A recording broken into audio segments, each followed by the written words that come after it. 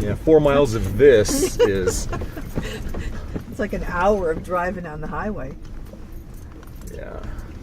This road is smiles and tears, though. You know, you get some smooth areas and then you get some of this.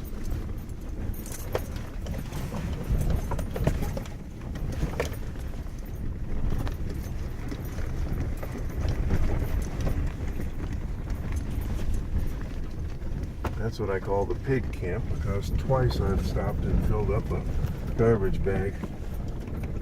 Oh, Yeah, full of people's trash? Yeah. Yeah, that's just irritating. I don't get it. Well, good on you for cleaning up. Yeah, really. I wasn't raised that way. My kids weren't raised that way. You know, our camps are always better off when we leave them. If everyone just cleaned up after themselves, it would all be fine. I mean, you know, it fit in your vehicle on the way in. It's fitting the long way out. I was out with Melody Somebody Keto, camping back in. one day a few years ago, and it was probably around 2000, was it just before the big Chiricahua fire? And we noticed, we were out on, what's that place called? It's south of Two-Bag. Rio Rico? Sorry, I'm That's what it is. I don't know what that is. Oh, Rock Corral, she called it. Rock Corral. It's out into that, like, arroyo, kind of to the west of the highway as you're going south. Okay. I don't recognize that name. I'm going to turn the AC off while we're doing this. Okay. So if you want to Works have for some me. window action, you certainly can. Hit a few buttons here. So we came to this camp and there was a car there and no people. And there was a little fire area. And they left a smoldering fire. And I was like, oh, I said, did you see this? How stupid. She's like, no. I mean, it was still glowing red. And So they hadn't even tried to put it in. no, and I mean, it wasn't like flames, but it was glowing red. And I mean, if you'd have put anything flammable in it or gotten near it, it would have gone up. Or a big wind Yeah, blow those coals out or of there. right, blow the embers exactly. So, you know, so what we did is we called the fire department and they came out. And I mean, I don't know, they were looking for the person or persons responsible, but we looked around, didn't see anyone there, but oh my God, I was like, you gotta be kidding me. Yeah, some people shouldn't be allowed out. I mean, as you know, it was May and it was getting pretty dry, and there had been a few fires around. So this is how it started.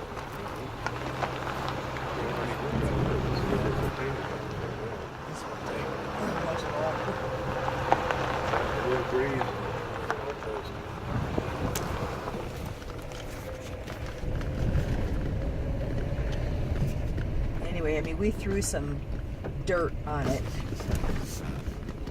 until the fire department got it. We stayed and watched it until they finally got there, but just to make sure nothing happened.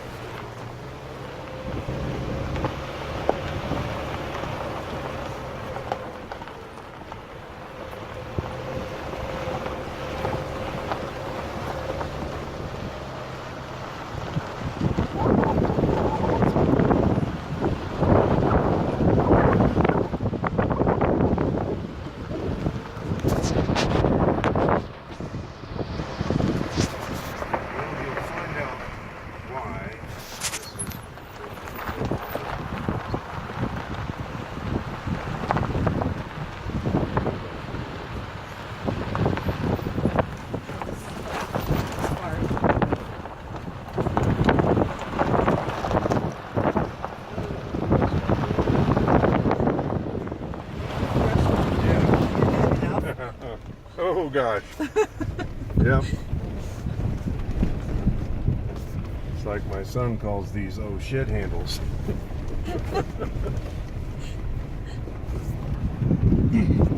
I had a friend rip right out of the roof of my vehicle, taking him off the road.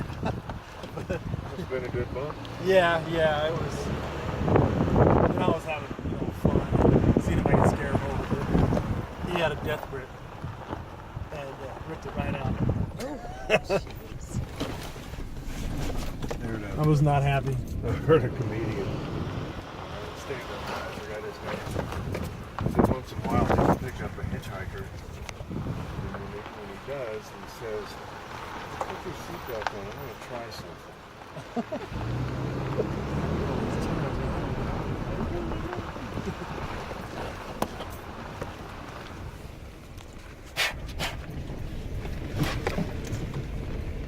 So what about the red-headed woodpecker? Is it still around? I heard, or I read maybe on the listserv yesterday that if you tried to find it, you didn't see it. Well, I've had people up there.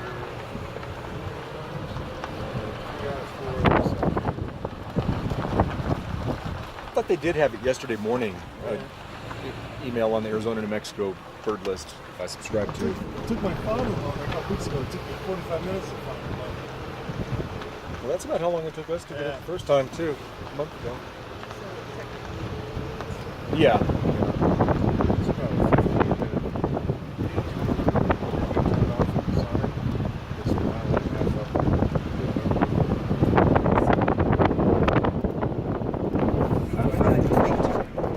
Right. A little further up, yeah. Yeah, I've not seen it. You say my foot doesn't like uneven ground, so I have a chair and a book, so I just sit and read while they go down and look at the woodpecker.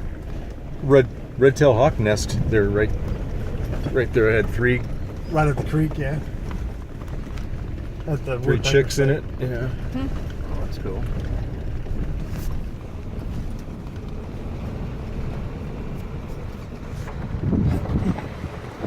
Yeah, that was a good state bird. Good lifer.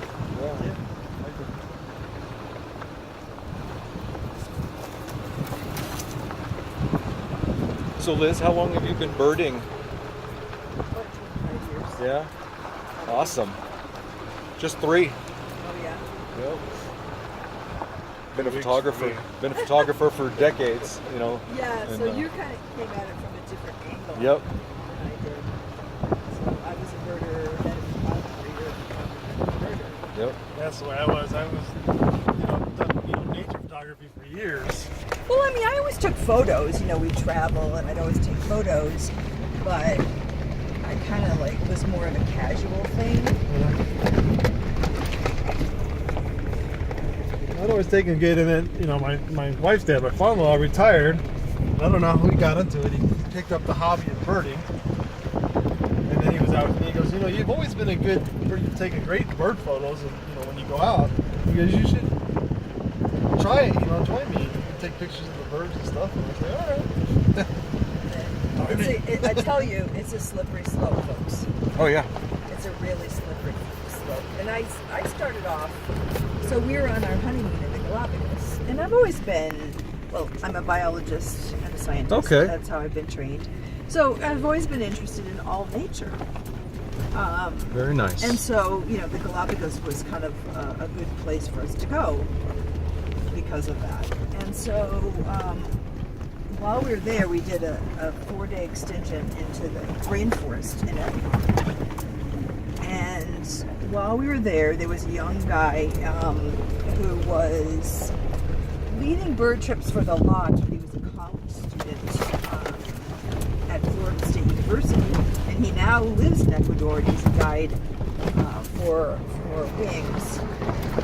He's field guide, I think. His name is Dave. And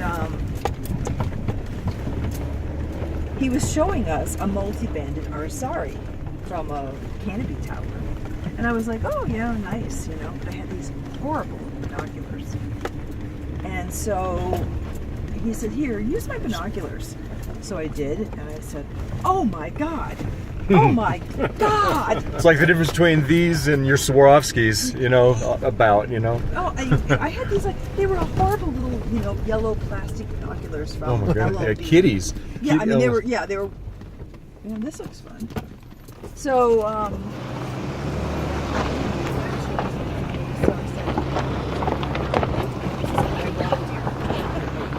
so I got the binoculars. And that's kind of like it went from there. We started doing birding on all the trips we went on as a kind of a side.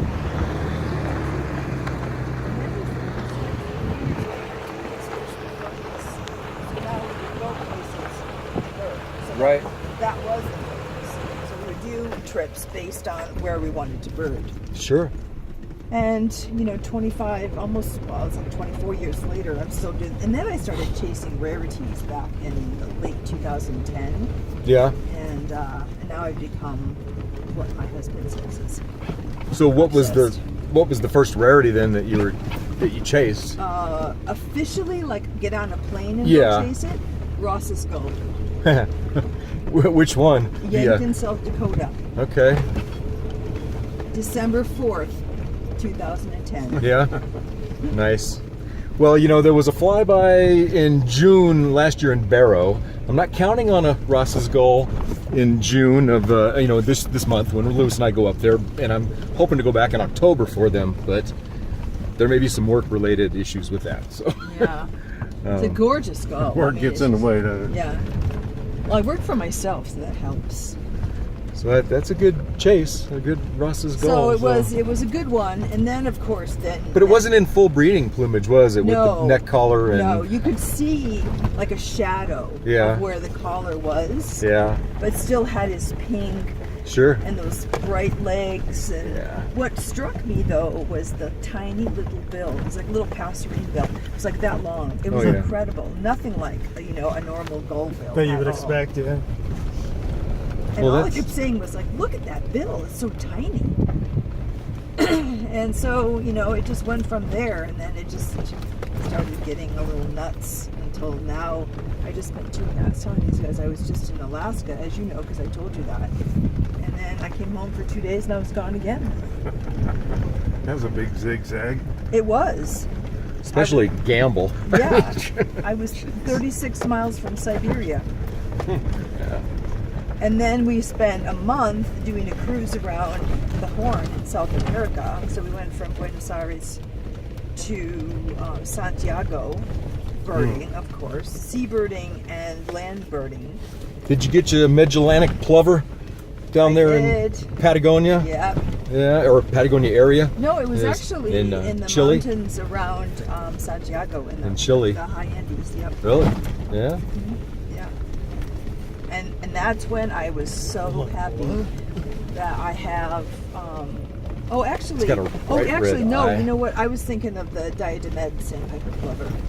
We got both of them, but I Yeah. did get the Magellanic. Yeah, a little bright red eye and Yeah. orange legs. Yeah. I got some good photos, and I got some amazing photos of the diademed. Oh my god. Nice. Yeah. I just read Shackleton's book about his trip almost to the South Pole. Yeah. What a mess. Yeah, I have probably all of those books on polar exploration. It's a real fascination of mine.